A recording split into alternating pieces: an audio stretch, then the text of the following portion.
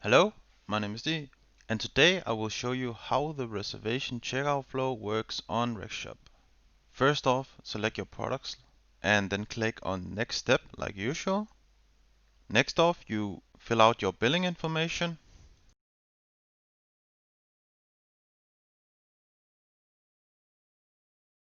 and then you click on Next Step like usual. So, here we go. Now we have reached the part that makes the reservation checkout flow different. All you need to do is click on the Make Reservation button, after which the store will manually review your order, and once it's been reviewed, you will receive an email with a link where you can review that and then pay.